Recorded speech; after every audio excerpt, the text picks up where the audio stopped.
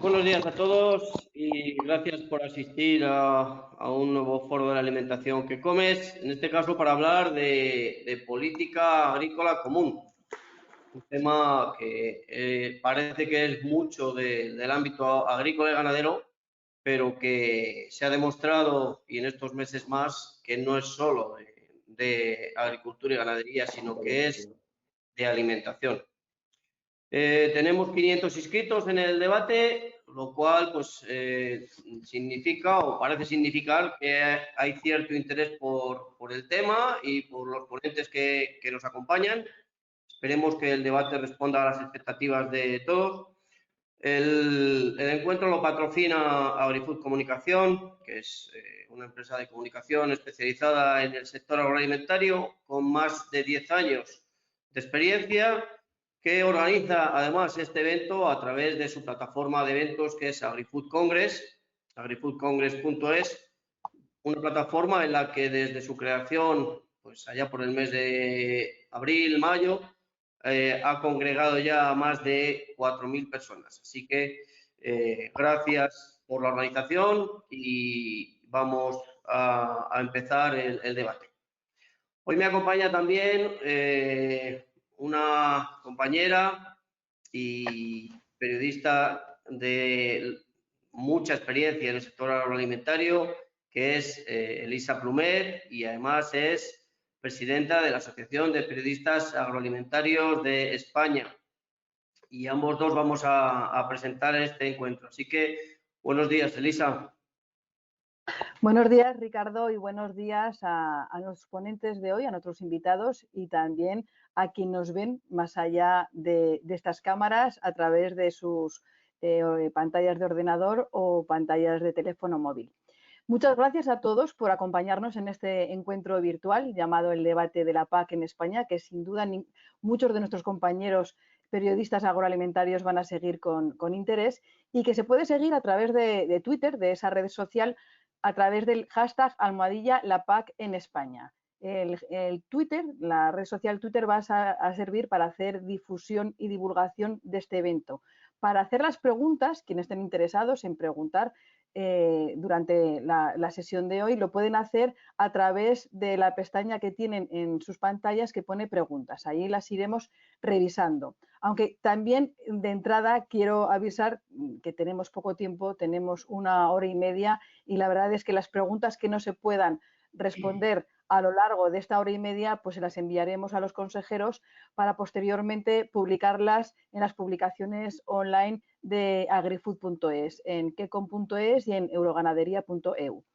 Y bueno, y ahora paso la palabra a Ricardo para que haga una pequeña introducción de la situación de la PAC, en qué momento nos encontramos ahora. Bueno, el Consejo de Ministros del 21 de octubre, Consejo de Ministros Europeo, aprueba o logra un acuerdo político sobre la reforma de la PAC para los próximos años. Casi de forma paralela, el 23 viernes de octubre, el Parlamento Europeo hace lo propio y durante este mes de noviembre se van a desarrollar lo que llaman los trílogos, que son los encuentros entre la Comisión, el Parlamento y el Consejo, para tratar de llegar a un acuerdo en aquellos puntos donde hay diferencias entre la opinión de unos y de otros. De ahí saldrá la propuesta final y, por tanto, lo que serán los reglamentos de la futura PAC para el próximo periodo. Una vez que ocurra esto, una vez que se aprueben esos reglamentos de la PAC, paralelamente los Estados miembros tienen que concluir y aprobar y presentar en Bruselas sus planes estratégicos nacionales de aplicación de la PAC en su territorio, porque esta es una de las principales novedades de la próxima PAC, ¿no? Que cada Estado miembro tiene un traje a medida, que haga de su PAC un sayo, ¿no? Podríamos decir, una PAC a medida. Y lo tendrá que presentar para que la Comisión Europea lo revise y dé vía libre a ellos entre finales del año 2021 y principios de 2022. Desde ahí hasta su entrada en vigor de la próxima PAC en el año 2023, pues cada Estado miembro tiene que preparar su legislación interna y para eso contará con todo lo que es el año 2022. Todo esto es lo que está sobre el papel y que es el calendario previsto y esperando que no se demore demasiado por la aprobación por parte del Parlamento Europeo del marco financiero plurianual 2021-2027 y también del Fondo de Recuperación Europeo llamado Next Generation de la Unión Europea. Entonces, pues bueno, está todo bastante encaminado, pero todavía quedan flecos por cerrar y flecos que son importantes. Mientras, y de forma paralela, el Ministerio está trabajando ya. Me consta que hay una reunión, creo que es el 16-17 de diciembre, para que el Ministerio desarrolle el plan estratégico de la PAC, el plan estratégico nacional, donde luego cada comunidad autónoma tendrá que hacer sus aportaciones y tratará, como siempre ha ocurrido desde que España forma parte de la Comisión Europea, de la Unión Europea, de llevar y de conseguir la mayor cantidad de fondos para sus beneficiarios. Hoy contamos con 3 territorios, con los consejeros de 3 zonas importantes que se juegan mucho en cómo quede ese reparto de fondos en España.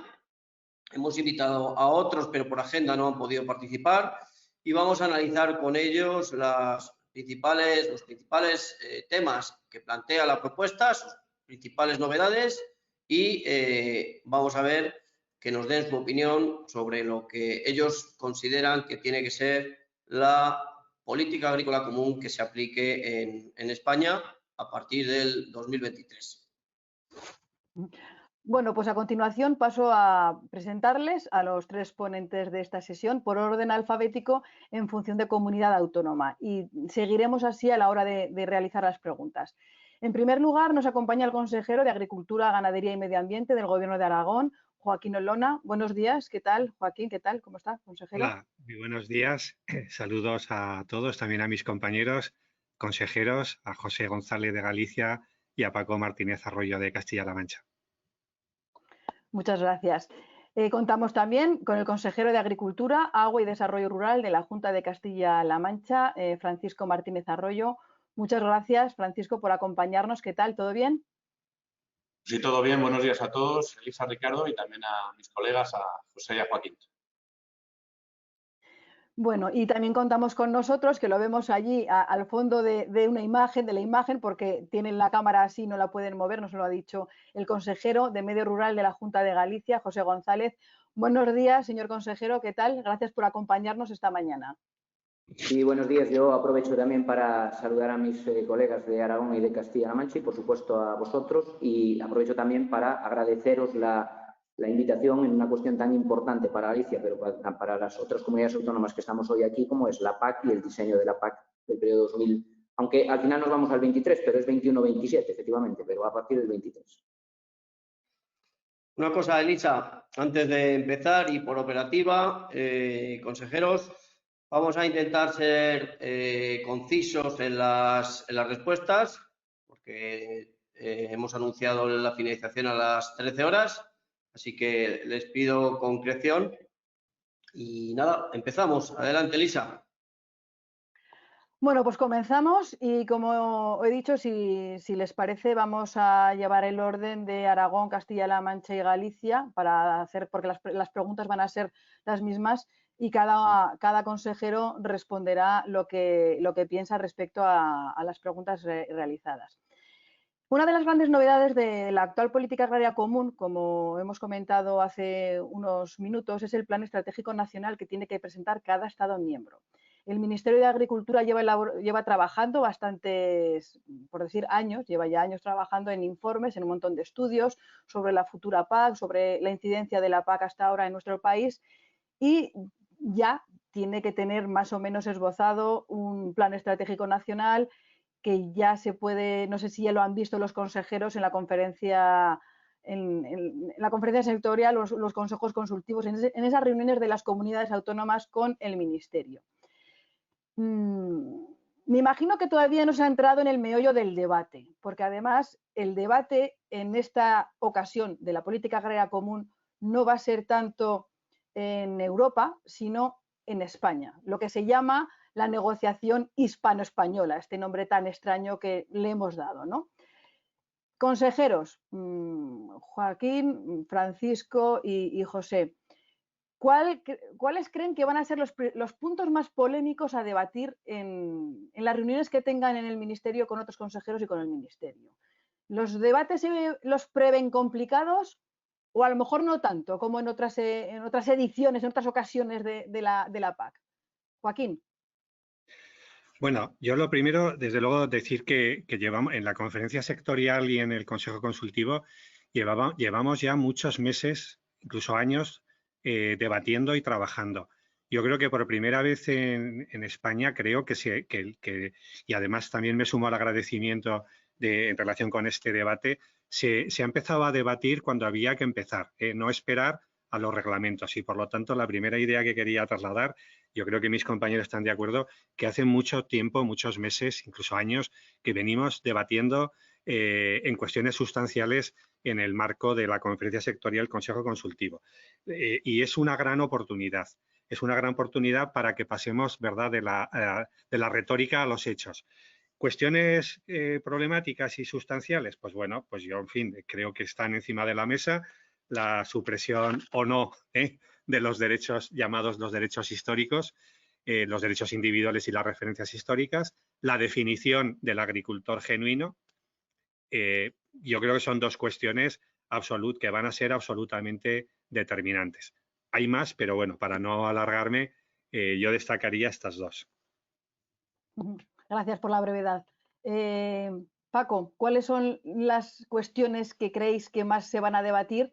Y bueno, Joaquín dice que se ha debatido mucho, el consejero de Aragón se ha debatido mucho, pero todavía quedan ahí por decidir, pues bueno, derechos históricos sí o no, referencias históricas, definición de agricultor genuino.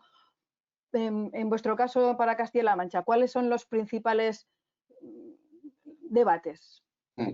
Bueno, yo creo que la negociación sí va a ser complicada porque es evidente que en España el debate entre el Ministerio y las comunidades autónomas es siempre muy complejo. Tenemos realidades agronómicas, territoriales, bueno, pues muy distintas. Hoy lo vamos a poder comprobar con las 3 comunidades autónomas que estamos participando en el debate. Pues imaginaos a 17, ¿no? Cada uno con su perspectiva. Es verdad que llevamos tiempo trabajando. Yo creo que se ha dado un impulso en los últimos meses, que es de agradecer al ministro, pero nos queda lo más importante, esa negociación que decías tú interna.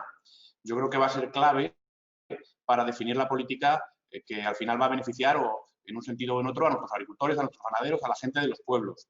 Por lo tanto, la parte más importante del debate está por hacer.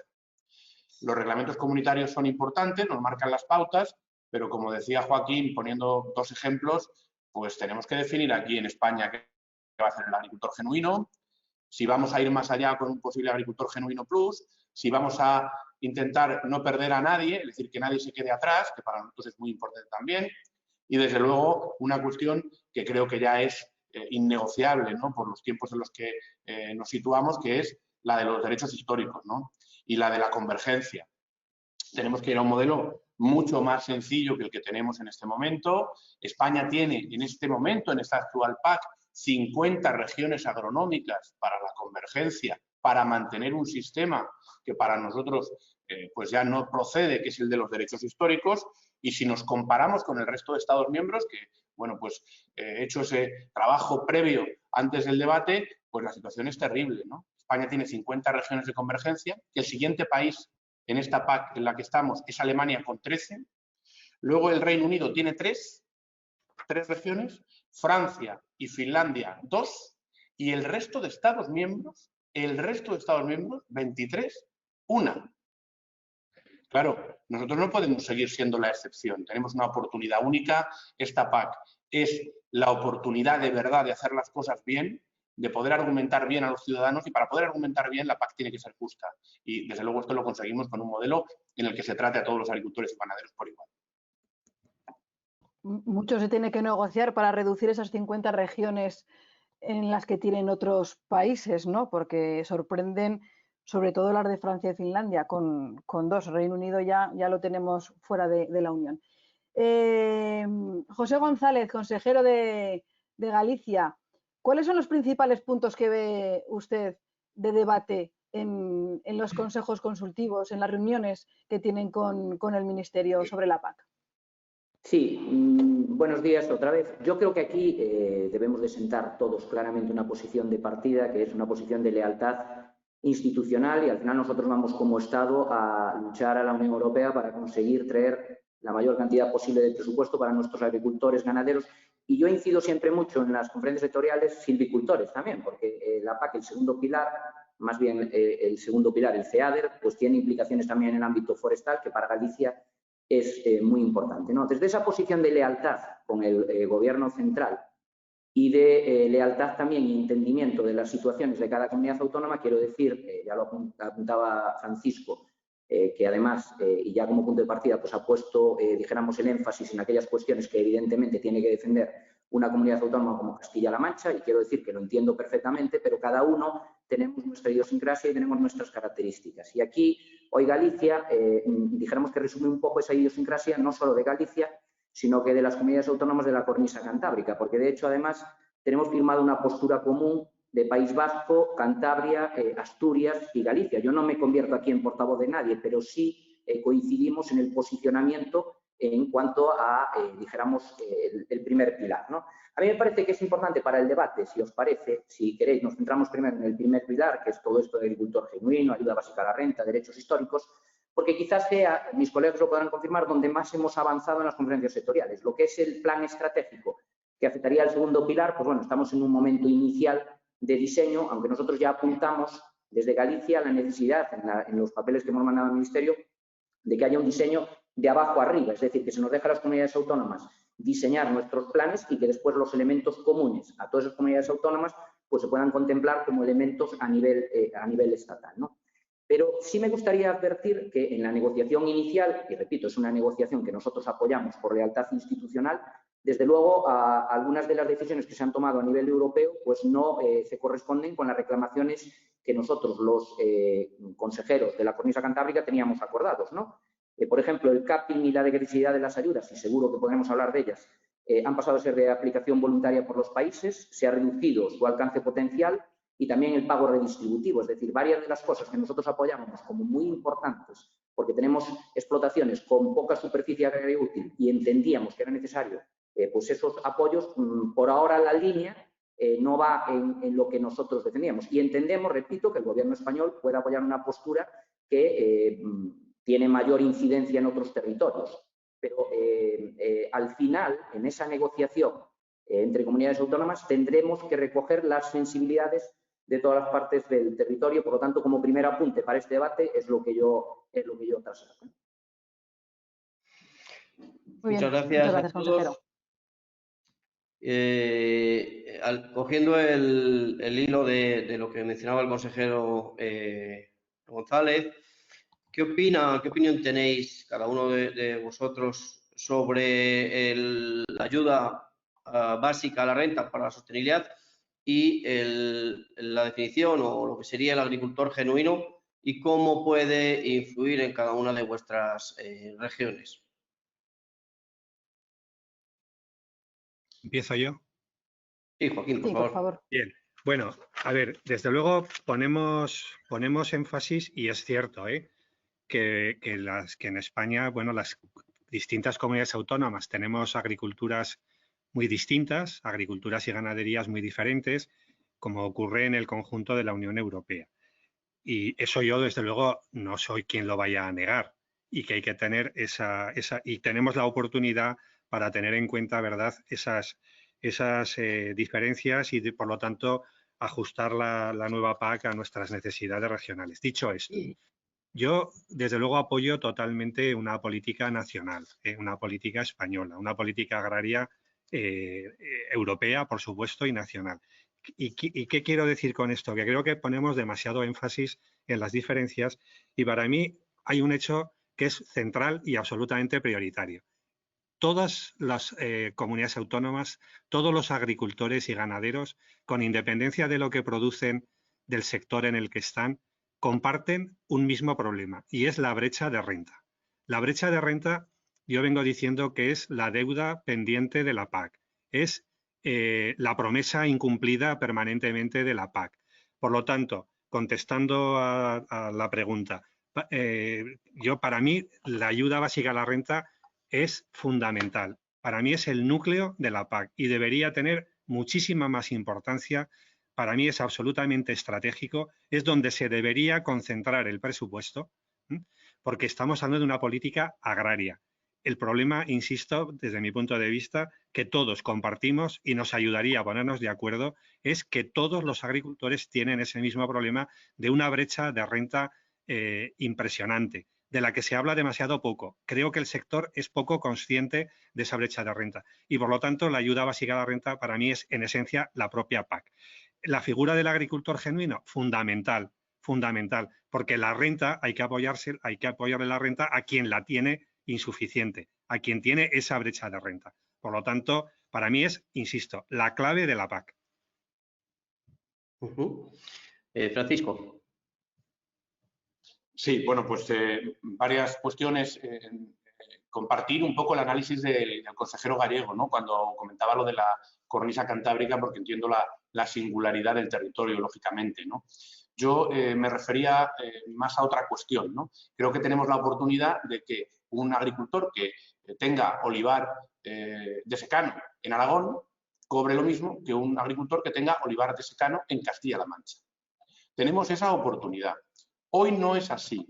Y esto es difícil de explicar al conjunto de los ciudadanos. Tenemos un modelo en el que no hemos hecho convergencia, como se han hecho en otros Estados miembros, con muchas regiones que generan mucha complejidad y además pues no es un modelo justo porque unos cobran más que otros dedicándose a lo mismo. Pero entiendo la singularidad del territorio cornisa cantábrica y puedo decir que estoy de acuerdo con la propuesta que ellos hacen de un territorio distinto a otras agriculturas del país. Nosotros somos una región del centro del país muy extensa, similar a otras, que también ocupan mucha parte del territorio y lo que pretendemos es que, bueno, pues desde el punto de vista agronómico, fuera de posibles excepciones territoriales, y la cornisa puede ser una, haya pocas regiones agronómicas, ¿no? Creo que tenemos esa oportunidad.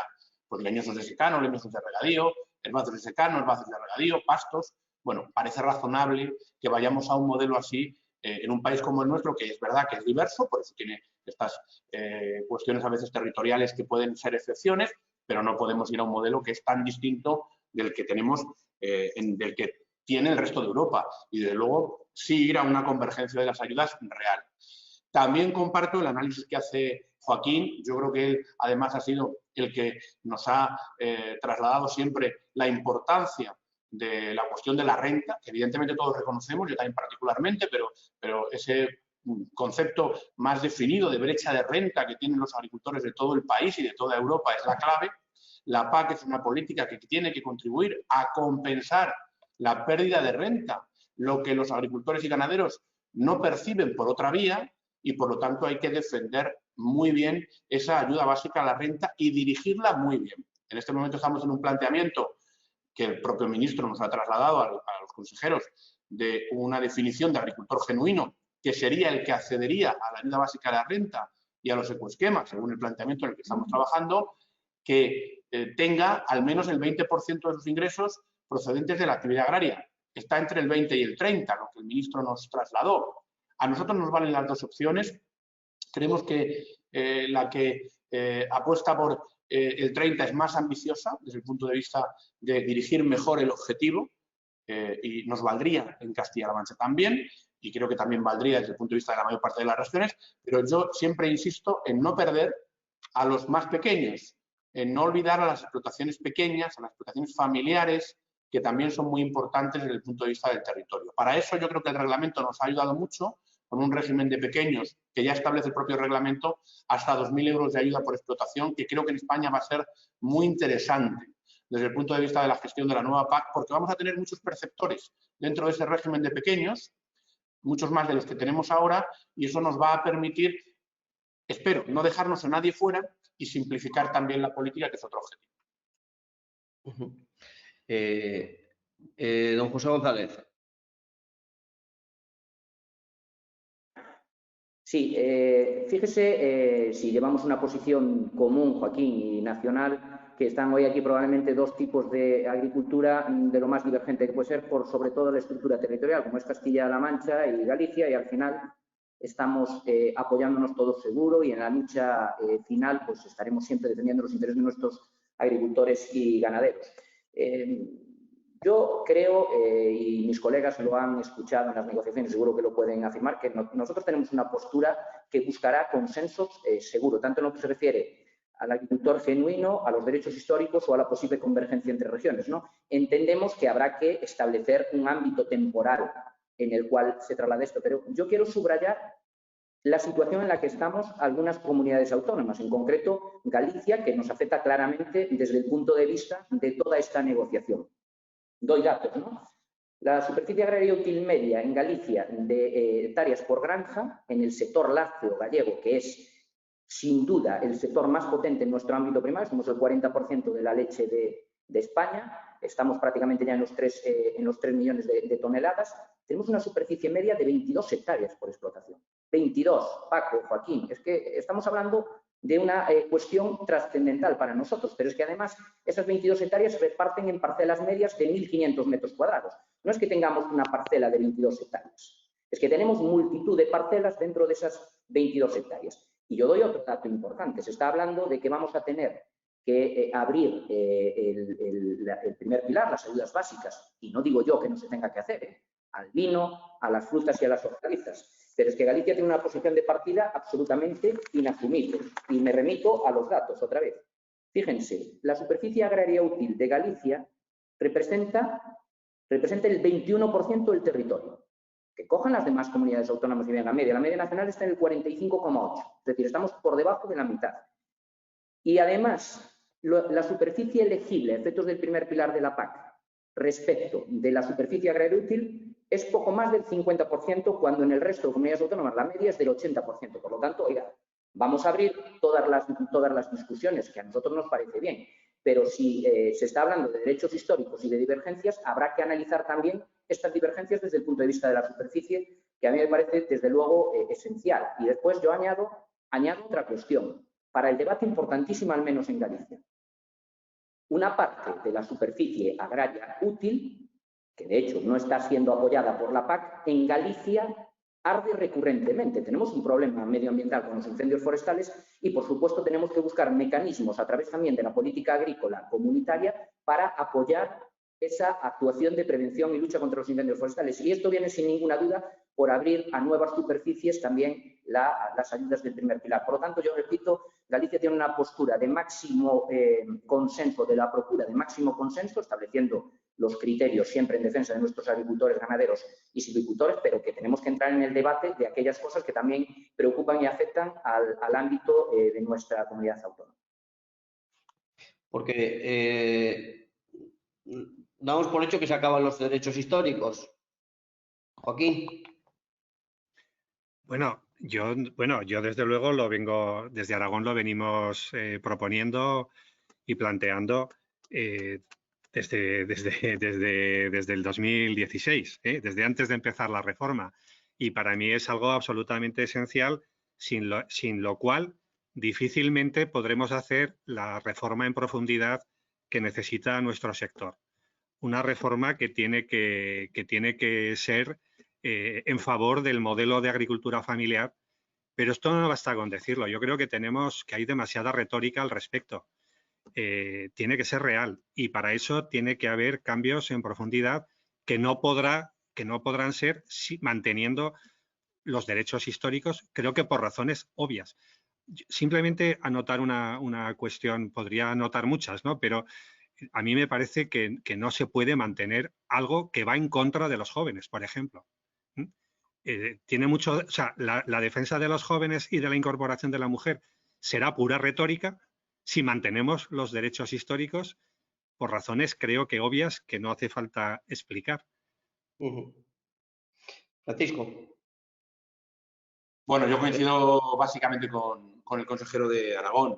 Lo hemos puesto de manifiesto en muchas ocasiones, incluso firmamos un acuerdo entre Aragón y Castilla-La Mancha en una posición común de la PAC. En Almagro lo hicimos, le llamamos al documento incluso Pacto de Almagro para significar un poco el acuerdo, porque somos dos regiones que, bueno, pues tenemos una misma visión de la cuestión y es verdad que nos puede beneficiar como región. Yo muchas veces utilizo también ese argumento o intento explicar de inicio esta cuestión, pero creo que es de justicia que nos olvidemos de lo que pasaba en el año 2000. O sea, no podemos plantear una política para a partir del año 2023 en función de qué producción tenían los agricultores y ganaderos en el año 2000 y además primar el mayor rendimiento.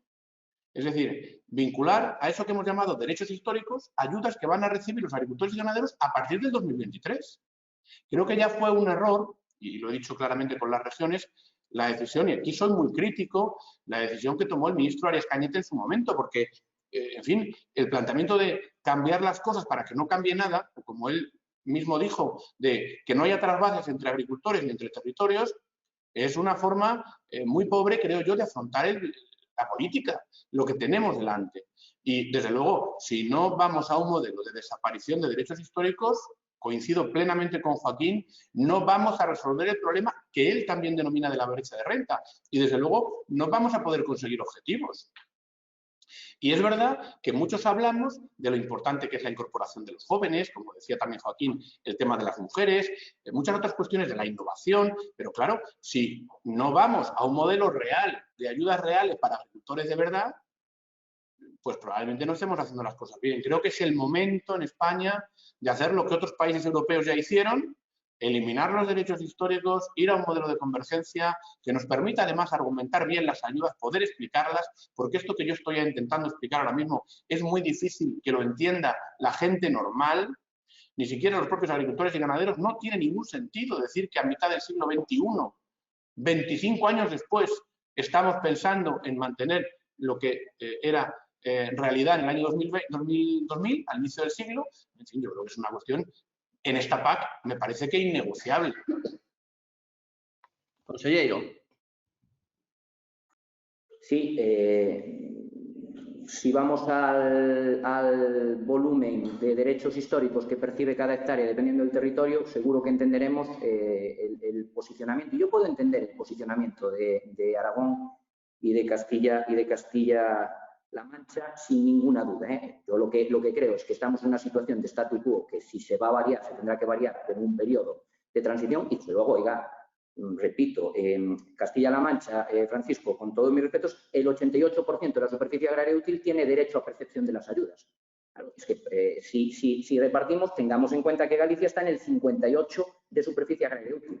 Pero es que además la superficie agraria útil respecto del total es el 21%, con lo cual, vamos, yo creo que es una cuestión, desde luego, que para nosotros también va a ser innegociable.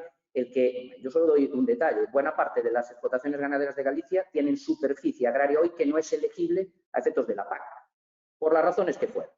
Entonces, si estamos hablando, sí, oye, yo encantado de que argumentemos todos en común, porque así tenemos un punto ya hacia adelante. Si estamos hablando de que se van a tener que tocar los derechos históricos, de que tienen poca consideración, digo, consideremos también la superficie que tiene que percibir ayudas de la PAC. Si se va a abrir a viñedo, a hortalizas y a frutas, hombre, yo diría que hay orientaciones muy importantes para la PAC que ahora mismo en Galicia, en un volumen muy importante de superficie, no están percibiendo ningún tipo de ayudas del primer pilar porque no son elegibles. Bueno, pues ya vemos que debate habrá en esas reuniones porque hay opiniones diferentes. Bueno, vayamos a otra de las novedades de la próxima PAC, que son los ecoesquemas. Los ecoesquemas, nueva palabra a integrar en lo que es digamos, todo el mundo de léxico, el léxico que va alrededor de la política agraria común. Y bueno, los ecoesquemas es como una condicionalidad aumentada que es obligatoria incluirla en los planes nacionales, pero la aplicación por parte de los agricultores es voluntaria. Actualmente se está debatiendo si esos ecoesquemas suponen un 20% adicional de las ayudas o un 30%. El 20% lo dice la Comisión, el 30% lo dice el Parlamento. Aquí planteamos dos preguntas a cada consejero. ¿Qué porcentaje creen que es el más oportuno, el 20 o el 30 sobre las ayudas que vayan a recibir los agricultores? Y por otra parte, los ecoesquemas los tiene que definir cada Estado miembro. ¿Habrá ecoesquemas que se apliquen solamente en alguna región? ¿Todas regiones tendrán acceso a los ecoesquemas? ¿Cómo funcionará eso? ¿O también cada región tendrá sus ecoesquemas propios. ¿Nos pueden adelantar algo de lo que hayan trabajado en las reuniones con el Ministerio? Y empezamos por Joaquín. En cuanto al porcentaje, yo defiendo el 20%, ni más ni menos, el 20%. A ver, yo quiero dejar claro, por lo que voy a decir a continuación, que una gran oportunidad que ofrece esta PAC, y es una gran necesidad, es mejorar la integración ambiental de la PAC. En esto yo no tengo ninguna duda, ni quiero dejar ninguna duda. Tenemos mucho trabajo en ese sentido para mejorar eso, el grado de integración ambiental, reducir los impactos negativos, en fin, quiero dejarlo absolutamente claro. Y digo esto porque yo soy muy crítico con el planteamiento que se está haciendo con los ecoesquemas. Al final, los ecoesquemas, sobre todo en el debate comunitario, al menos la percepción que tengo es que lo que ha venido es a posicionar como dos bloques. Quienes defienden, vamos a decir, el apoyo a la renta y quienes defienden el enfoque ambiental. A mí me parece un gravísimo error legitimar la PAC con argumentos ambientales. La PAC es una política agrícola y me parece, repito, un error esto que venimos haciendo de tratar de legitimar una política pública como es la PAC con argumentos de otra política pública que es el medio ambiente. A ver, yo creo que se me debe conceder que el apoyar la renta como yo hago no quiere decir que esté en contra del medio ambiente. De hecho, soy consejero de medio ambiente. Esto sería como tildar de que no apoyan la sanidad quienes apoyan la educación. Creo que este es un debate muy inadecuado, polarizar las cosas en estos términos. Yo, desde luego, creo que los ecoesquemas lo que deben servir es para el propósito que he dicho antes, mejorar la renta de los agricultores genuinos. Y a mí ahora, la verdad es que no me preocupa mucho si van a haber ecoesquemas por regiones o generales, de verdad, lo digo sinceramente, a mí eso no me preocupa. A mí lo que me preocupa es dos cosas. Lo primero, que no sigamos en este debate de contraponer medio ambiente y ayuda a la renta, porque es como contraponer equivocadamente dos políticas, y, insisto, la PAC es una política y debe seguir siendo una política agraria dirigida a los agricultores. Y la segunda cuestión es que diseñemos los ecoesquemas para que la ayuda que articulan vaya a parar a los agricultores profesionales, a los agricultores genuinos, tal como los defendamos, y vaya a apoyar al modelo de agricultura familiar. Y no sea una artimaña o una puerta falsa para apoyar otras cosas que luego espero tener la oportunidad de plantear, porque yo desde luego no estoy de acuerdo con los planteamientos sectoriales. Muy bien. Francisco. Bueno, yo también un poco debatiendo, ¿no?, de lo que decía el consejero Gallego anteriormente sobre la superficie de Castilla-La Mancha que tiene acceso a los derechos. Bueno, podemos tener acceso a derechos hoy, una parte importante de nuestra superficie, pero precisamente lo que pretendemos es que tengan acceso a las ayudas todas las hectáreas agrícolas y con utilización ganadera a través de los pastos. Con lo cual, a lo mejor Galicia se ve más beneficiada en el acceso porcentual que Castilla-La Mancha, que ya accede en un porcentaje alto. Un dato, datos del FEGA. Nosotros tenemos en este momento el 8% de nuestra superficie sin derechos, de las que declaran los agricultores en la PAC. El 8%. Galicia, por ejemplo, tiene el 13%, con lo cual, porcentualmente, Galicia se vería más beneficiada de lo que hoy estoy trasladando aquí. Y yo creo que, independientemente de quién se beneficie, tenemos que pensar en cómo vamos a contarlo, en cómo vamos a hacer una agricultura distinta y en que no podemos estar pensando, y es verdad que esto desde la perspectiva de la cornisa se ve a lo mejor con más lejanía, pero desde la perspectiva de las regiones más del sur, pues que tienen cultivos muy específicos, que han tenido ayudas muy grandes. Pues pongamos por caso el tabaco, el algodón. Bueno, son cultivos que existían en el año 2000, pero no existen en esa superficie, o ni siquiera esos agricultores tienen hoy algodón o tabaco y están cobrando ayudas vinculadas al derecho histórico que generaron en su momento, en el cual además España primó mucho determinados cultivos y tenemos una diferencia en la ayuda, en el pago básico entre la hectárea que menos recibe y la hectárea que más recibe, enorme, enorme, que no se puede contar prácticamente. Yo creo que tenemos que ir a un modelo en eso mucho más sencillo, más fácil de contar y desde luego que iguale a nuestros agricultores independientemente de donde estén, ni más ni menos. En cuanto a los ecoesquemas, nosotros también estamos de acuerdo en que representen el 20% de las ayudas directas, con lo cual tendríamos una ayuda básica a la renta del 60%, ayuda básica a la renta 60%, ecoesquemas 20%, nos amoldaremos a lo que realmente se decida, obviamente. La discusión aquí es entre el Consejo de Agricultura y el Parlamento Europeo, unos con el 20, otros con el 30, veremos quién al final se lleva el gato al agua.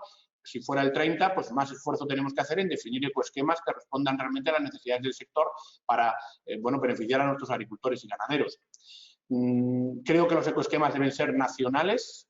Creo que en la medida de lo posible, salvo excepciones muy concretas, como decíamos antes, en el tratamiento que pueda tener específico la cornisa que hablábamos con el consejero anteriormente, creo que debemos ir a un modelo nacional y en los programas de desarrollo rural, que yo concibo exactamente como los que tenemos ahora, así se lo he trasladado al ministro siempre, creo que tenemos que tener la capacidad de gestión igual que hasta ahora, tenemos que ser las comunidades autónomas las que definamos absolutamente todo, el 100% de lo que vamos a aplicar en nuestro territorio. Pero el primer pilar de la PAC, que es el que estaba vinculado a la renta, también los ecoesquemas, debe ser un primer pilar de ámbito nacional. De acuerdo. Muy bien, muchas gracias, Francisco. Consejero, no sé si quiere seguir con la réplica a los derechos históricos, que ya veo que vemos que tiene bastante, o directamente a los ecoesquemas.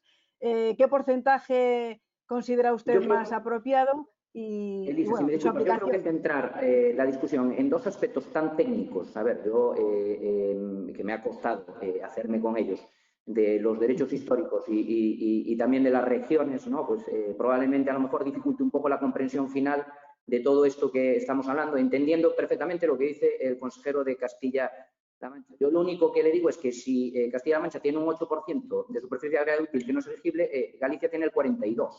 Y hay muchos cultivos que hoy ya son elegibles en otras regiones, en otros territorios, que nosotros, por las circunstancias que fueran, no entraron. Por lo tanto, recojo, porque creo que ha habido ahí un punto claro en el que nos podemos entender, que todo esto tendrá que hablarse también en el seno de las conferencias sectoriales. En cuanto a los ecoesquemas, y a mí, si no vais a pasar por ello, sí me gustaría hacer una referencia también al capping, la deducibilidad y el pago redistributivo, pero en cuanto a los ecoesquemas, nosotros estamos en la línea que dijo Joaquín, el 20% nos parece suficiente, y también estamos claramente en una posición, es fácil al ir de tercero el poder apoyar alguna postura en la que estamos todos de acuerdo. A ver, esto estamos hablando de una política agraria. Por supuesto que tiene que fijarse en los aspectos medioambientales. No hay mayor preocupación en los aspectos medioambientales que en los agricultores y ganaderos gallegos, españoles y europeos.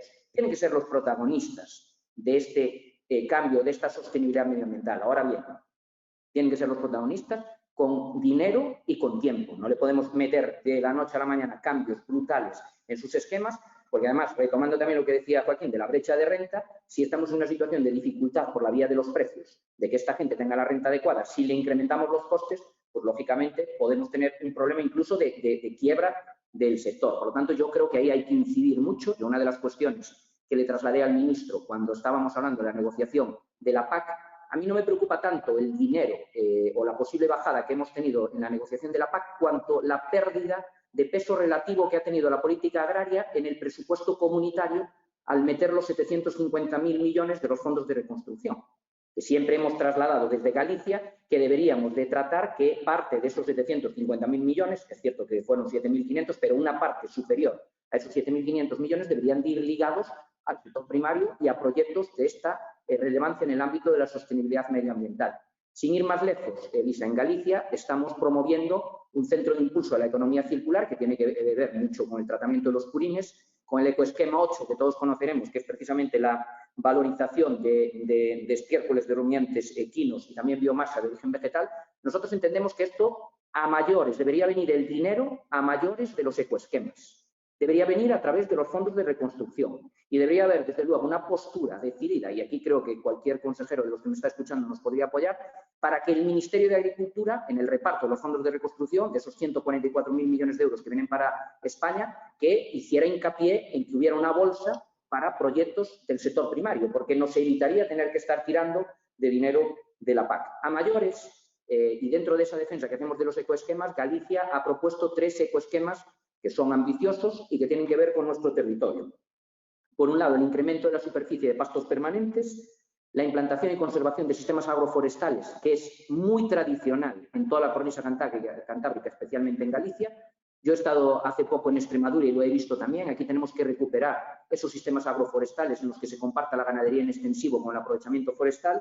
Y llevamos también un ecoesquema de sistemas agrarios de alto valor natural y ahí, para que no se llame nadie a engaño, es cierto que hay olivar tradicional en Castilla-La Mancha, en Andalucía, en Extremadura, pero en Galicia hay unos soutos de castaños absolutamente extraordinarios con un gran valor agroambiental que desde luego queremos ayudar a conservar y recuperar a través de los ecoesquemas. Por lo tanto, los ecoesquemas, con esta filosofía de que den a nuestros agricultores y ganaderos tiempo y suficiencia económica, y digo que se apoye mucho desde los fondos de reconstrucción esta sostenibilidad medioambiental de la agricultura y ganadería, nosotros los valoramos positivamente. Gracias. Muy bien, pues veo que va a haber cambios y eso va a influir en personas que son los beneficiarios, pero también en sectores dentro del ámbito agrícola y ganadero. ¿Cuáles van a ser los, no sé si llamarles grandes ganadores y grandes perdedores de la aplicación de la futura PAC, de la nueva PAC, Joaquín? A nivel nacional, perdón, y a nivel concreto regional en vuestras zonas. Bueno, hombre, es una pregunta un poco dura, ¿eh? Lo de grandes ganadores y grandes perdedores. Bueno, permitidme que diga antes como, bueno, para que se vea que hay la voluntad que tenemos todos de consenso y de acuerdo. Lo que acaba de decir el consejero González en relación con los ecoesquemas, todo eso con algún pequeño matiz nos sirve perfectamente para Aragón. O sea, vamos, desde luego todo el tema de los pastos, ¿verdad?, de la relación entre la ganadería extensiva y la gestión forestal, de hecho es una cuestión que nosotros también apoyamos y proponemos. Bien, en definitiva, grandes ganadores y grandes perdedores. Bueno, vamos a ver. Yo creo que aquí los que tienen que ganar son los agricultores que viven de la agricultura. A mí lo que me gustaría es que los agricultores que más dependen en su economía familiar de la agricultura cobren más que cobran ahora. Esto, a ver, milagros no cabe. El presupuesto que tenemos no permite lograr este objetivo sin que algunos efectivamente, en fin, salgan pues perdiendo, dicho claramente. Es que si no, no hay manera. O salimos del statu quo, que desde luego debemos salir del statu quo para que ni nadie gane ni nadie pierda. Ahí no es que todos pierdan, es que pierde la agricultura. Mejor dicho, pierden los agricultores profesionales. Entendiendo por agricultor profesional el que tiene una elevada dependencia de la actividad agraria. Que en eso es en lo que nos tendremos que poner de acuerdo, definiendo, en fin, el agricultor genuino, ¿verdad? Pero para mí tienen que salir ganando los agricultores profesionales, porque difícilmente vamos a poder afrontar los retos con otra figura que no sea el agricultor familiar y, desde luego, en el marco del modelo familiar. Y perder, bueno, pues yo creo que el que tiene muy poca relación con la agricultura, pues en fin, tampoco puede perder mucho. Muchas gracias. Francisco. Bueno, es verdad que hablar de ganadores y perdedores puede complicar el debate, la discusión, ¿no? Podemos acabar un poco enzarzándonos entre todos, ¿no? Hay que intentar evitar que haya perdedores, evidentemente, en toda negociación. Y yo creo que lo podemos intentar si centramos un poco el foco en lo que queremos. Y si lo que queremos es mantener un modelo de explotación familiar pequeña y mediana, tanto en la cornisa cantábrica como en el centro del país y el sur y el levante, pues probablemente estemos acertando. Nos tenemos que dirigir a un modelo de agricultura, a un modelo de agricultor. Yo creo que también lo decía claramente el consejero de Aragón. Pero sí que creo que hay herramientas que de alguna manera van a hacer que unos cedan para que otros reciban más de lo que hasta ahora reciben o que al menos haya más diferencia. Por ejemplo, la puesta en marcha de un techo por explotación, cuestión en la que yo creo que estamos todas las comunidades autónomas de acuerdo, o así lo tengo yo más o menos entendido de las últimas reuniones que hemos tenido con el Ministerio. Poner en marcha un techo por explotación, ahorrar unos recursos y que esos recursos se puedan redistribuir en los agricultores que más necesitan de la ayuda o que más se dedican a la agricultura, por ejemplo, los actuales ATPs, que es lo que ahora hemos denominado genuinos plus, ¿no? Un poco entre todos, ¿no? Aquellos que tienen más del 50% de su renta procedente de la agricultura, pues es una forma de decir, bueno, no unos pierden y otros ganan, pero desde luego unos se van a beneficiar más de esta política. Lo que no puede ser es que mantengamos la situación actual. Si mantenemos la situación actual, pues probablemente ninguno de nosotros tiene papel que hacer aquí, ni el ministro ni los consejeros. Es una cosa que funciona sola, se mantiene un statu quo vinculado a una situación que ya es de hace 25 años, a mitad de periodo, y sobramos todos. Yo creo que hay que ser ambiciosos, valientes e intentar cambiar las cosas. Y desde luego centrarnos en el objetivo, que es un agricultor profesional, una explotación familiar, un modelo distinto y desde luego intentar poner todos los recursos a la consecución o a la disposición de ese objetivo. Muchas gracias, consejero. Sí, fíjate, en cuanto a la definición, yo devolviéndole el planteamiento anterior a Aragón con pequeños matices, porque ya está además mandado al Ministerio, yo creo que hay que apoyar al agricultor que vive de la agricultura, porque Joaquín, cuando hablamos a veces de agricultor profesional nos vamos a definiciones jurídicas, igual nos metemos todos en un lío, ¿no? Yo he defendido mucho siempre en las conferencias el papel del agricultor a tiempo parcial, que en Galicia cumple un papel importante, y creo que estamos todos de acuerdo en que hay que referenciar porcentaje de ingresos agrarios a ingresos totales, y a partir de ahí, bueno, pues todos podemos llegar, y digo que hay pequeños matices con el tema del genuino plus o lo que sea, pero pretendemos, creo, en este planteamiento, que el dinero llegue preferentemente a aquel que vive de la agricultura, ¿no? A partir de ahí sí que tenemos que atender a la tipología de las explotaciones. Y yo sí que os tengo que trasladar que claramente la tipología de explotaciones que se ha apoyado en esta primera vuelta, al menos por el Consejo, no ha sido lo que defendía la cornisa cantábrica en cuanto a lo que se refiere al capping y a la degresividad, porque nosotros tenemos una postura en la que limitábamos sin ningún tipo de condicionante a 60.000 euros la ayuda. Yo entiendo que hay otras partes del territorio que lógicamente esto no lo apoyaban. En este sentido, nosotros no hemos tenido, dijéramos, ninguna contrapartida, porque se ha limitado en los 100.000 el capping y la degresividad pasan a ser de aplicación voluntaria y también el pago redistributivo pasa a ser voluntario. Por lo tanto, yo creo que ahí, en esa primera partida o en ese primer juego, desde luego, la tipología de explotaciones, os decía antes y después vi el dato, cada una de las explotaciones lácteas de Galicia tiene 60 parcelas de media, 60 parcelas en 25 hectáreas. Cuidado, esto lo decimos en Castilla-La Mancha y le da la risa a cualquiera, porque las fincas ya son más grandes y estarán en una única parcela. Por lo tanto, nosotros tenemos que defender esas características y tenemos que ser capaces de trasladarle a nuestros colegas y al Ministerio que, hombre, en determinadas orientaciones de cultivo, aunque tengamos poca superficie, somos una potencia dentro del conjunto de España. Repito, en el lácteo somos el 40%, en el cárnico de vacuno pues somos una parte importante también de toda España, por lo tanto vamos a tener que entrar en esa consideración de atender a las especificidades de cada parte del territorio, repito, teniendo en cuenta que en el capping, en el pago redistributivo y en la degresividad no hemos tenido ninguna contraprestación. Todo ha ido a lo mínimo de lo que nosotros poníamos encima de la mesa. Y repito y entiendo que hay otras zonas de España pues que a lo mejor han salido, entre comillas, más beneficiadas en esta fase inicial. Simplemente pongo encima de la mesa que cuando toque y cuando sea el momento también tendremos que atender a esas especificidades, en este caso no solo de Galicia, sino que también de la cornisa cantábrica. Esto es postura común y está firmada por las 4 comunidades autónomas de la cornisa cantábrica. Muchas gracias, consejero. Quizás Ricardo ha sido un poco bondadoso a la hora de plantear la pregunta muy general, ¿no? ¿Qué sectores van a salir más beneficiados y cuál más perjudicados? Voy a cerrar un poco más la pregunta a ver si también se cierran más las respuestas. El ministro comentó hace más de un mes que la política agraria común tendría un acento mediterráneo y que los sectores hortofrutícolas podrían recibir ayudas directas cuando hasta la fecha no reciben. Si reciben ayudas directas, pues la tarta presupuestaria se verá reducida, no se verá, habrá dinero para todo, como decía el consejero. Si entran las frutas y hortalizas, ¿habrá que dar también cabida a otros sectores que están muy exitosos en España, que no tienen ayudas, como el sector porcino? Joaquín, comenzamos con usted. A ver, a mí me gustaría que saliera perdiendo de esta PAC el enfoque sectorial. Creo que los enfoques sectoriales es una cosa del pasado.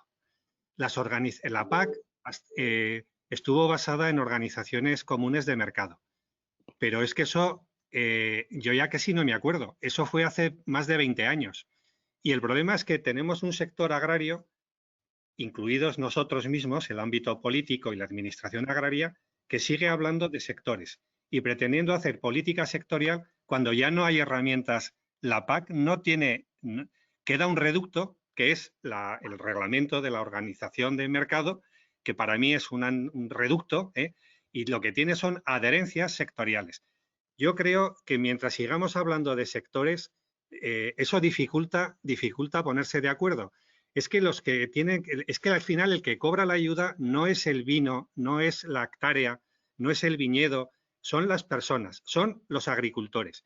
Y además los agricultores normalmente no se dedican solo a una cosa, compaginan distintas producciones. Entonces yo creo que tenemos una visión, para mí, un tanto obsoleta de la política agraria, que en realidad debería ser, es ya la PAC, que es una política de apoyo a la renta, que no es una política de apoyo a los sectores. Creo que hay que ir olvidándose de los sectores, además es que detrás del sector a veces lo que se puede estar muy cómodo quien en realidad no debería percibir a lo mejor ayudas. O sea, si de verdad apostamos por el modelo familiar, por el modelo que explicaba antes el consejero de Castilla-La Mancha, ¿verdad? Ese modelo. Porque al final estamos hablando de política, estamos haciendo una política. Tenemos que tener claro a quién queremos destinar la ayuda. Entonces, al final los destinatarios y los perceptores de la ayuda son las personas, son determinado modelo de agricultura. Si de verdad, y dejamos la retórica al margen, queremos apostar por la agricultura familiar, que por cierto es al modelo que se incorporan nuestros jóvenes. Yo no veo que nuestros jóvenes se incorporen a modelos de carácter distinto al que son las explotaciones familiares agrarias. Entonces, para ahí es fundamental que que abandonemos ya estas adherencias del pasado de los enfoques sectoriales. Porque, insisto, detrás de los sectores puede haber cualquier modelo productivo. Es que no es verdad que apoyando determinado sector estemos apoyando el modelo familiar. En fin, esto da cabida. Es que en relación con la pregunta que me hacías, Elisa, concreta, ¿hay que apoyar al porcino? Pues no hay que apoyar al porcino. Habrá que apoyar en todo caso a algunos ganaderos que desarrollan una actividad que, entre otras cosas, tienen porcino, pero no al porcino o al vino, que es lo que venimos haciendo, y me parece, insisto, un error y además un camino muy difícil para ponerse de acuerdo.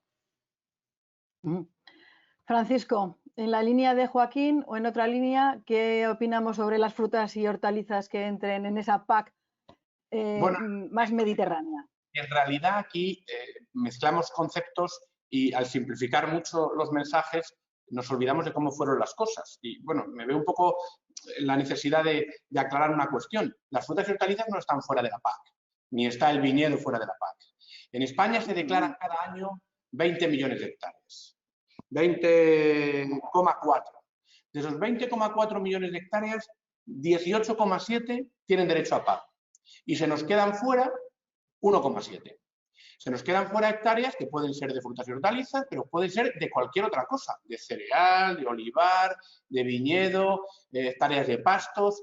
¿Qué sucedió en el año 2015? Bueno, pues se le asignaron derechos a cada agricultor en función de los derechos que él tenía en el 2013. Precisamente para que no hubiera, mercadeo, vamos a decirlo, o especulación con los derechos. Y esos derechos los agricultores los han utilizado en la superficie que tienen, hoy tengan lo que tengan. Con lo cual, hay agricultores de cítricos que hoy cobran la PAC por otro concepto donde tienen los cítricos. Y así con todo. Es decir, las frutas y hortalizas están en la PAC. ¿Qué sucedería si desaparecen los derechos históricos? Si desaparecen los derechos históricos, se cobraría por la superficie y entonces, si se declaran 20,4 millones de hectáreas, esos 20,4 millones de hectáreas tendrían derecho a recibir ayuda, pero no derecho de la PAC. Cobrarían la ayuda, pero no tendrían un derecho. Entonces entrarían ya todas las tipologías sectoriales. Coincido con el análisis de Joaquín en que en el pago, en la ayuda básica a la renta, nos tenemos que ir olvidando de las tipologías sectoriales. Entre otras cosas, porque estamos hablando de una ayuda básica a la renta y de explotaciones familiares que efectivamente están constituidas en casi todo el territorio por una diversidad de cultivos, de producciones ganaderas, con una perspectiva profesional de la explotación. Si hay sectores con problemas o con necesidades específicas, para eso tenemos, por ejemplo, los pagos acoplados para la ganadería extensiva, se me ocurre, o los programas incluso sectoriales que hay en la PAC y que tienen un porcentaje también sobre el total de las ayudas directas. Por ejemplo, el programa de apoyo al sector del vino, el Plan Nacional Apícola, los programas operativos de frutas y hortalizas y, según el planteamiento que nos hace el propio ministro, la perspectiva de que también haya un programa específico sectorial para el olivar o para el aceite de oliva. Cuestión que nosotros compartimos. Pero ese es un dinero pequeño de la política y va pues a promoción, a infraestructuras desde el punto de vista de la comercialización o de la producción de alimentos en una industria alimentaria, no va como ayuda a la renta. En la ayuda a la renta hay que olvidar el planteamiento sectorial. Yo creo que hay que ir a un planteamiento de mucha convergencia, de pocas tipologías, y de esa manera creo que conseguimos el objetivo que venimos un poco trasladando, desde luego, yo en este caso, en este debate, pues desde el inicio, ¿no? Conselleiro, ¿qué opinan desde la cornisa cantábrica de una PAC más, con un acento más mediterráneo? Sí, Elisa, yo lo que quiero que quede claro, lo dije al principio, es que nadie interprete que yo estoy representando a otras comunidades autónomas, porque no es el caso y no me quiero yo tengo una magnífica relación con las otras 3 comunidades autónomas y no quiero yo poner en duda tal. En cualquier caso, cuando me remito a un acuerdo firmado por las 4 comunidades. Y yo, a ver, tú lo has dicho, yo no lo he dicho, lo ha dicho el ministro. Dijo que era una PAC con acento mediterráneo. Hombre, Galicia tiene mucha costa, pero la baña el Océano Atlántico, no el Mediterráneo. Por lo tanto, bueno, pienso que algo de lo que ha dicho Aragón, como tiene cercanía con el País Vasco, casi podríamos buscar por ahí sumarlo a la cornisa cantábrica, porque nosotros, claro que defendemos la agricultura familiar. Espero entonces que todos apoyemos una postura más intensa en el capping y en los pagos redistributivos, porque donde está esta explotación familiar es precisamente en ese ámbito. Y desde luego lo que ha por ahora negociado Europa no favorece a ese tipo de estructura. Nosotros cuando pedíamos el capping en 60.000 euros, porque no tenemos perceptores de mayor tamaño. Cuando pedíamos el pago redistributivo es porque entendemos que hay que apoyar a las primeras hectáreas. Me parece bien la postura que dice Francisco. Sí, abramos, pero abramos a todos. En Galicia hay explotaciones de lácteo, que tienen buena parte de superficie y que no percibe derechos de la PAC. Primero vamos a atender lo que ya tenemos. Por cierto, yo doy un dato. En los últimos 20 años en Galicia se ha perdido casi la mitad de superficie agraria útil. O sea, a ver dónde ponemos la foto. Y nosotros el problema que tenemos donde se pierde la superficie agraria útil, pero problema muy acusado, mucho más que en vuestros territorios, Joaquín y Francisco, y a los datos me remito, es que tenemos incendios forestales. No va a echar una mano la PAC y no va a echar una mano la política agraria comunitaria en el segundo pilar, que de hecho tiene parte forestal, a evitar el problema de los incendios. Hombre, yo creo que es un problema medioambiental de primera magnitud. Entonces tendremos que ver cómo somos capaces también de apoyar por la vía de ayuda directa el que se desarrolle actividad agroganadera, además actividad agroganadera sostenible medioambientalmente, para generar discontinuidades en el territorio que eviten los incendios forestales. Creo, a mí no me cabe ninguna duda, aquí cuando estemos negociando cada uno defenderá los derechos o la posición de sus agricultores y ganaderos. Creo que todos los consejeros, al menos en las reuniones que yo he tenido, es gente de sentido común, creo que estamos en una posición seguro de poder abordar todo esto con sentido común y más allá de los territorios. Le voy a disculpar al ministro pues que haya hablado de este acento mediterráneo sin tener en cuenta, como digo, el Cantábrico y el Atlántico, pero seguro que él estaba trasladando algo que hay alguna injusticia, alguna inequidad en esas partes del territorio, como también señaló Francisco. Y solo una referencia más. En Galicia, aunque es cierto que se abandonó hace siglos el cultivo del olivar, tenemos posibilidades de trabajar también el olivar. Pero lo que sí queremos recuperar son los soutos de castaños, que además es un tipo de cultivo con un mercado mundial. Por lo tanto, yo digo, oiga, si regulamos un ecoesquema, regulamos algún aspecto específico del olivar tradicional, pues tengan en cuenta también los castaños que afectan a Castilla y León, a Galicia y en alguna medida a Asturias también. Seguro que algunos de vosotros habéis visitado estas zonas de la montaña lucense que bien merece la pena que recuperemos entre todos a través también del primer pilar de la PAC. Gracias, consejero. Gracias. Hablaba de sentido común entre los diferentes consejeros de Agricultura de las 17 comunidades autónomas y la verdad es que la pequeña representación que tenemos hoy aquí yo creo que así lo demuestra, ¿no? Tienen sus divergencias, pero se pueden sentar muy bien en una mesa a hablar, a negociar y a mejorar la política agraria común. Han hablado yo creo que casi los tres del capping. De algo parecido a aquello que se llamaba hace unos años la modulación, porque como tenemos tantas palabras que se van integrando alrededor del mundo de la política agraria común, ahora se llama capping. Tomamos el nombre más anglosajón, por decirlo así, lo incorporamos a la lengua española. El capping, esta medida que se ha aprobado España, ¿cómo puede afectar a cada comunidad autónoma, a Aragón, a Castilla-La Mancha y a Galicia? Y sobre todo, ¿ya se sabe algo de cómo esas obras, digamos, ese dinerillo que sale del recorte del capping, cómo luego se hacen esos pagos redistributivos y a quién? Si ya hay algo asentado o todavía se tiene que debatir, todavía es uno de esos flecos que quedan ahí pendientes. Consejero de Aragón. A ver, yo desde luego, para que vean que tenemos puntos de acuerdo, desde luego yo apoyo totalmente el capping y la ayuda redistributiva en el sentido que decía el consejero González. Totalmente. Y bueno, y consejero, nuestro Pirineo y nuestro sistema ibérico, pues hombre, tiene muchas cosas en común con vuestra montaña lucense también, ¿eh? Es decir, que todos, al menos en Aragón, desde luego tenemos también una diversa situación territorial. A ver, desde luego, yo le doy tanta importancia a la redistribución que, bueno, estamos a punto de firmar, espero en los próximos días, un acuerdo político en Aragón, ya tenemos uno, en el que planteamos, y lo vengo trasladando también hacia el ministro, que debería haber como mínimo un porcentaje que asegure una cantidad, un porcentaje del primer pilar destinado a la ayuda redistributiva. Porque si no, me temo que el capping no sé si va a generar mucho dinero a redistribuir. Yo creo que no mucho, no mucho. En la medida que se tienen en cuenta los gastos laborales, los costes laborales, que yo apoyo que se tengan en cuenta, pero que sean los costes laborales efectivos, reales.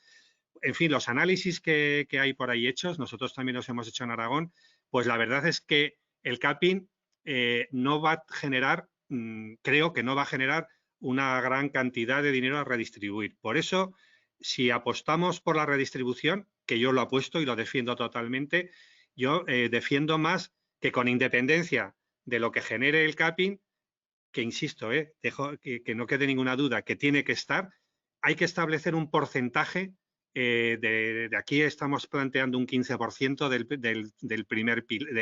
de la ayuda básica que vaya destinada a la redistribución. ¿Y cómo se tiene que redistribuir? Antes el consejero de Castilla-La Mancha ha hecho referencia a un concepto que para mí es fundamental y que lo apoyo absolutamente. Es el agricultor genuino plus.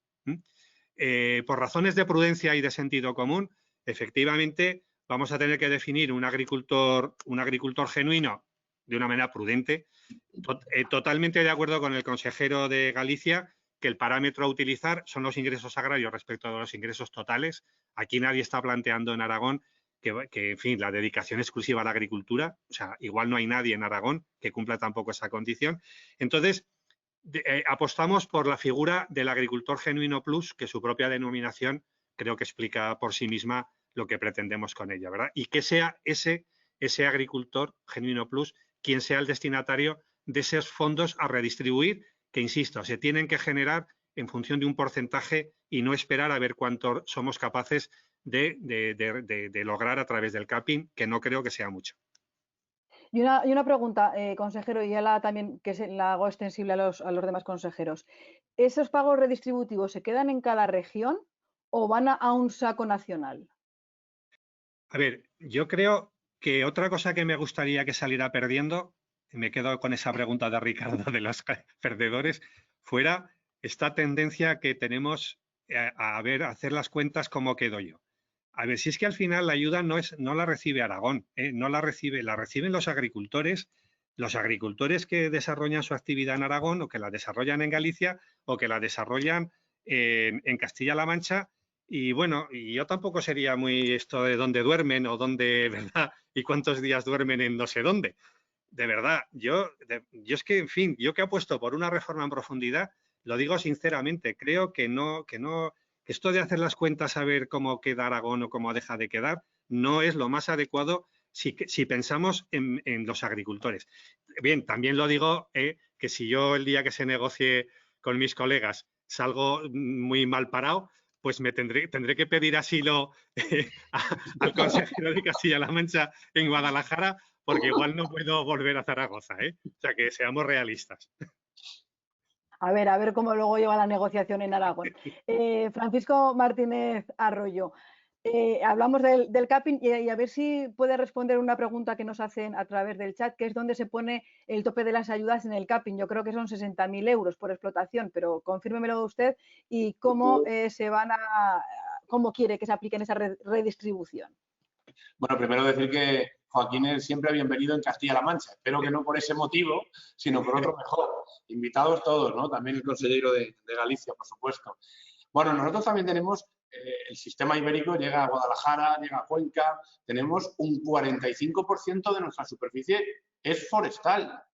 A pesar de que muchas veces parece que no es así, ¿no? Porque somos una comunidad autónoma muy extensa, de 80.000 kilómetros cuadrados, y de esos 80.000 kilómetros cuadrados, casi la mitad es superficie forestal. Guadalajara, Cuenca, con graves problemas de despoblamiento, la Sierra del Segura, Alcaraz, en el sureste, bueno, son zonas con mucha importancia forestal, y coincido con el consejero de Galicia en la necesidad de tener en cuenta la cuestión de los incendios. Nosotros la tenemos incorporada como prevención en el programa de desarrollo rural. Para nosotros es una línea muy importante, de las que más recursos nos condicionan, y lo que queremos evidentemente es que se pueda seguir financiando la prevención a través del programa de desarrollo rural. En esto, por supuesto, de acuerdo. También de acuerdo en la propuesta que hace el consejero de Galicia y que también respaldaba el consejero de Aragón, sobre los techos. Nosotros queremos capping o techo. Yo siempre digo techo porque existe la palabra en español, techo de ayuda por explotación. Nosotros desde el primer día hemos insistido en la conferencia sectorial, estando ya incluso la ministra Tejerina, está en nuestro documento de posición desde el año 2018, queremos que haya techo por explotación. Coincido con el consejero de Galicia en que la Unión Europea ha sido muy poco ambiciosa, porque los recursos que se van a poder detraer con un techo por explotación como el que nos permite poner en marcha la Unión Europea son muy escasos, o van a ser muy escasos, y probablemente el pago redistributivo, como dice Joaquín Olona, va a necesitar de más recursos para que tenga efecto. El techo, respondiendo a tu pregunta, es voluntario y es de 100.000 euros de ayuda por explotación, 100.000 euros, cuidado con esto. El techo son 100.000 euros, pero existe la obligación, si se aplica el techo, de hacer degresividad o modulación de las ayudas entre 60.000 y 100.000. Pero nosotros también hubiéramos querido, como dice el consejero de Galicia, que el techo fueran 60.000 euros. Lo hemos dicho siempre. Y yo lo mantengo, porque creo que es ineficiente dedicar una parte importante de los recursos públicos a grandes explotaciones que en algunos casos no generan empleo. Estoy de acuerdo en descontar los costes laborales, que se descuentan tanto para los 100.000 como para los 60.000 euros del techo o la degresividad en su caso. Deben descontarse porque generan riqueza, pero hay muchas explotaciones que no generan ese empleo ni esa riqueza. Lo que definíamos, pues llamamos en su momento agricultores de sofá, y que precisamente es lo que debemos de alguna manera excluir en esta PAC, si es que somos capaces de hacerlo, y dedicar esos fondos a los agricultores que más dependen de la renta agraria. Creo que aquí estamos todos básicamente de acuerdo. No sé si hay una comunidad autónoma que no quiera aplicarlo. Yo creo que mayoritariamente todos nos sentimos a gusto con la aplicación de los techos. Así tomé nota yo en la última reunión en la que el ministro preguntó específicamente por esto. Tuvimos una reunión presencial en el ministerio, creo que fue ahí, y no creo que haya oposición. Con lo cual, esta vez sí debemos aplicarlo en España. Ojalá hubiera sido más ambiciosa la Comisión Europea o los ministros de Agricultura en el Consejo, obligando en toda Europa y poniéndolo más bajo, porque creo que es demasiado alto para ahorrar recursos suficientes. Conselleiro, usted ha comentado en varias ocasiones el tema del capping o los techos, como dice Francisco Martínez Arroyo. Imagino que está a favor de, porque así lo ha comentado, ¿cómo haríamos esos pagos redistributivos? Sí, vamos a ver. En primer lugar, quiero decirle a Joaquín que en Galicia también lo acogemos sin ningún problema. Si además es para los agricultores y ganaderos gallegos, pues oye, te buscaremos un sitio en el rural que te lo agradecerán. Pero yo creo que recogiendo lo que él decía y lo que dice también Francisco, y me alegro mucho de escucharlo, de verdad, el tema del capping para nosotros es definitorio de lo que se quiere hacer. Y lo que nos da la sensación es que a nivel europeo, me vais a entender, esto es una crítica, pero dentro de la lealtad. Deberíamos haber defendido más la postura que llevábamos escuchando a Francisco sobre el capping, porque ha quedado prácticamente descafeinado. Y cuando hablo del capping, me parece bien lo que dice el de techo. Son voluntarios para los países, vale que ahora lo aceptemos nosotros, pero tiene carácter voluntario, no debería ser obligatorio. Se va a limitar a los pagos procedentes de la ayuda básica y donde había unos porcentajes mínimos, entre los 60 y los 100.000 euros que decías tú antes, Elisa, ahora son porcentajes máximos. Bueno, yo tampoco estaba de acuerdo con la deducción de los costes laborales, sobre todo cómo se va a permitir, porque prácticamente ahí podíamos aceptar una postura intermedia en las comunidades de la cornisa cantábrica sobre esa deducción de costes laborales, sobre todo en las explotaciones asociativas, pero creo que es importante para la gente que nos escucha que la filosofía que estaba detrás del capping y del pago redistributivo era decir, oiga, aquellos que además no están generando, dijéramos, puestos de trabajo, como bien apuntaba Francisco, y que probablemente tengan capacidad económica suficiente para mantenerse, que no son agricultores genuinos, esos le limitamos el tope, le ponemos un tope de ayudas y estas ayudas se redistribuyen entre aquellos que todos de acuerdo consideremos que más necesitan, ¿no? En esa redistribución, tanto Aragón como Castilla-La Mancha propone el tema del genuino plus, que será aquel que tenga más de un 50%, me imagino, en la ratio entre ingresos agrarios e ingresos totales, pero nosotros también decimos que ese pago redistributivo tiene que beneficiar a las hectáreas, a las primeras hectáreas que estén por debajo en cada explotación de la media de la superficie agraria útil española y que habría que modular este pago redistributivo por estratos de tamaño. Es decir, habrá que buscar favorecer más a los más pequeños. Claro, Elisa, diréis vosotros, ¿es que esas son las explotaciones de Galicia? Pues sí, es que son las explotaciones de Galicia, pero son además las que aquí coinciden con explotaciones de carácter familiar, que son las que tenemos, porque aquí no hay grandes extensiones para poder tener una explotación, dijéramos, muy grande. Yo os digo otro dato, el tamaño medio de nuestras explotaciones lácteas son 42 vacas en ordeño, que están muy por debajo de cualquier media de otros territorios. Por lo tanto, nosotros tenemos que defender eso, pero es que además yo personalmente, aparte de como consejero medio rural, creo en ese carácter redistributivo. Es más, habría que valorar incluso apoyar con este redistributivo, por supuesto, todo el capping, y habrá que buscar más, creo que decía Joaquín, el 15% para el pago redistributivo, pero habrá que buscar apoyar a los que se están instalando por primera vez, todavía más si cabe. Es decir, tendremos que ser capaces de, al principio, a los que empiezan, apoyarlos y empezar a pensar. Y ahí, Joaquín, creo que es el único punto en el que discrepo, no abiertamente, pero discrepo contigo, que es la brecha de renta. Yo soy un convencido, y quizás por mi trayectoria profesional, pero soy un convencido de que esto viene también por la vía de la promoción y de la comercialización de los productos agrarios. Es decir, vamos a tener que pensar, y todo apunta así, estáis de acuerdo conmigo, por lo que está pasando en Europa, que nos podemos encontrar en un escenario, no digo en 7 años ni en, no lo sé, cuándo podría ser, pero que podemos tener un escenario de bajada brusca de las ayudas que han sido el sostén de nuestra agricultura y ganadería. Y tenemos que intentar por todos los medios, aprovechando esa sostenibilidad medioambiental, esos mayores estándares que le estamos exigiendo a la agricultura y ganadería española y europea, de que de una vez esto se reconozca también en el mercado. Desde luego, en Galicia, acabamos de presentar la estrategia del sector lácteo, llevamos una apuesta importantísima por la promoción del producto agroalimentario. Estoy muy de acuerdo con la postura que acaba de sacar el Gobierno, ya nos lo había dicho el ministro, con todo lo que es la promoción de origen España. Nosotros tenemos que jugar la baza, además incidimos en la sostenibilidad medioambiental, de ese mejor calidad de nuestros productos,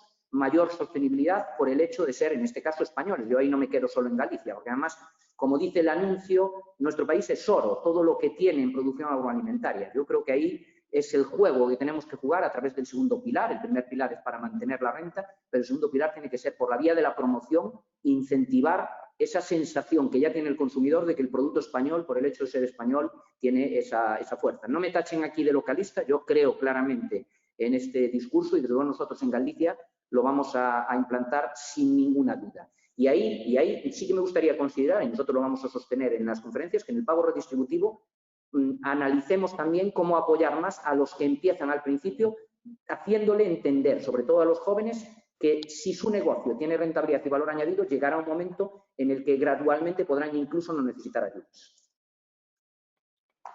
Muy bien, muchas gracias. Vamos a ir terminando. Nos quedan 9 minutos. Vamos a ir terminando con una pregunta sobre las medidas que se proponen para la gestión de mercado y para la gestión de crisis, que en algunos casos pues, se han visto que son útiles para problemas y para cuestiones que surgen en el desarrollo de los años de programación. ¿Qué opinión tienen los consejeros con respecto a estas medidas que se proponen? Consejero Lona. Yo soy por naturaleza optimista, pero en este tema no soy nada optimista. Creo que no, yo no espero gran cosa en relación con lo que se puede desarrollar en términos de políticas de mercados. Pero es que además es que yo creo que tampoco debe ir por ahí. A ver, yo suscribo totalmente en materia de mercados. A ver, pensar en que, porque a mí me preocupa que nuestro sector tenga tentaciones de intervenir los precios y mercados. Eso está fuera de toda posibilidad. Y por otro lado, yo creo que la política en relación con el mercado debe ir precisamente por donde estaba señalando en estos momentos el consejero de Galicia, en la promoción. Creo que hay dos ámbitos fundamentales, que es concentración de oferta y promoción. A eso es a lo que tenemos que destinar. Yo creo que esa es la política de mercado moderna y que podemos hacer y que debemos hacer es eso. No pensar en tentaciones intervencionistas que simple y llanamente son imposibles. Y en esto creo que tenemos que ejercer, se hablaba antes, lo hacía Paco, de ambición. Creo que tenemos que ser ambiciosos políticamente y valientes para trasladar este mensaje al sector. Por lo tanto, yo estoy totalmente de acuerdo con el consejero de Galicia cuando pone el foco en la promoción. De hecho, aquí en Aragón estamos haciendo un esfuerzo y vamos a incrementarlo. En lo que no estoy tan de acuerdo, yo no soy tan optimista de que con esas medidas a medio plazo, al menos, yo no sé, en un futuro lejano, podamos prometer al sector, y me parece que este es un tema con el que tenemos que tener mucho cuidado, esa rentabilidad procedente del mercado. Yo eso no lo veo. Yo cuando hablo de brecha de renta me baso en los datos. Miren, la media de renta agraria en Aragón son 10.000 euros, un tercio de la renta de referencia. La renta de referencia que, por cierto, desde hace 30 años publica el Ministerio de Agricultura. O sea, no es un invento. Y solo un 3% de los perceptores de la PAC alcanzan o superan esa renta de referencia. Por lo tanto, para mí, desde luego, el apoyo a la renta es imprescindible y eso no debe evitar que dediquemos mucho más esfuerzo a la promoción, a la concentración de la oferta, pero siendo realistas. Yo creo que no se puede prometer al sector una rentabilidad por parte del mercado, entre otras razones porque estamos tan lejos de esa situación que tendríamos que tener un éxito, vamos, fuera de lo esperable y de lo, en fin, no de lo deseable. Ojalá tengamos ese éxito en las medidas de promoción, que los agricultores, ojalá, no necesitaran la ayuda. Pero yo eso no creo que en estos momentos sea un objetivo realista. Muchas gracias, Francisco. Bueno, pues yo creo que tenemos la oportunidad como país, ¿no? Y aquí ya no me centro en Castilla-La Mancha. Yo he intentado también hacer planteamientos que nos incluyan a todos, ¿no?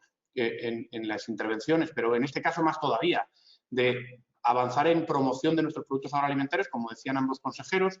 Tenemos Alimentos de España como marca referencia y tenemos una marca que es buenísima, en la que estamos muy comprometidos, como sabéis, en Castilla-La Mancha, pero que, bueno, pues en mi papel como presidente de la Fundación Dieta Mediterránea tengo que poner a relucir. Yo creo que sacar a relucir. Yo creo que la Dieta Mediterránea es una marca también que ampara todas nuestras producciones, que puede servirnos para hacer promoción, para defender lo mejor que tenemos en España, eso que nos une tanto, que es la alimentación, que une a todos nuestros territorios, que nos hace sentirnos partícipes de un proyecto colectivo, el país incluso en el que vivimos.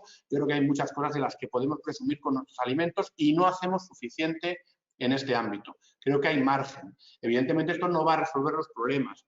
Creo que en la cuestión de mercados, la PAC ha sido también muy poco ambiciosa, pero un poquito más que la anterior. Para mí es muy importante que las organizaciones interprofesionales, las organizaciones de productores tengan más capacidad de gestión, de negociación, de impulso y que se exima del cumplimiento de la normativa de la competencia a más productos, a más sectores, a estas organizaciones, porque el sector agrario es el eslabón más complicado de la cadena agroalimentaria.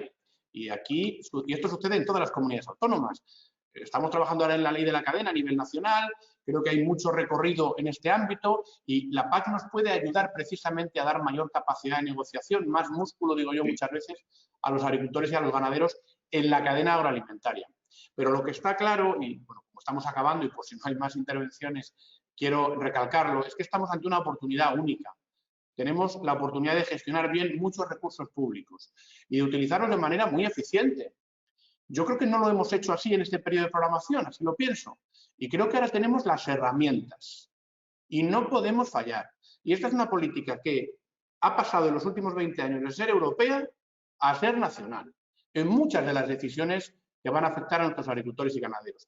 Y en estos meses tenemos que tomar las decisiones correctas para dirigir nuestra estrategia a aquellos, y seguro que muchos de los que nos están ahora escuchando lo piensan, que necesitan realmente que exista una política agraria. Y tenemos que argumentarla muy bien respecto a aquellos que la pagan, que son el conjunto de los ciudadanos. La PAC es para los agricultores y ganaderos, sí, pero tenemos que llegar a aquellos que contribuyen a que sea posible, contándoles un relato que sea real. Y ese relato real en España pasa, sin duda, por un modelo de agricultura familiar, que es lo que yo creo que estamos diciendo un poco todos. Tenemos la oportunidad de hacerlo bien, pero no de manera retórica, como decía Joaquín al principio. Escribirlo en los papeles, acordarlo y llevarlo a la práctica. Muchas gracias, consejero. Para cerrar, el micrófono. Digo, disculpa que tenía yo aquí el micro apagado. Digo que vais a ver otra vez como tres comunidades autónomas con posiciones aparentemente divergentes coincidimos en buena medida. Yo recojo las palabras de Joaquín. En cuanto a la promoción, lo trasladé yo, él lo asumió también. La concentración de oferta a mí me parece importantísima y dejando claro que tenemos un sector agrícola y ganadero y una industria agroalimentaria extraordinariamente profesionalizada, yo creo que podemos profundizar en la profesionalización, en el carácter empresarial de nuestras explotaciones. Creo que ahí tenemos un hándicap. Viene motivado, queridos colegas, fundamentalmente por un tema de fiscalidad.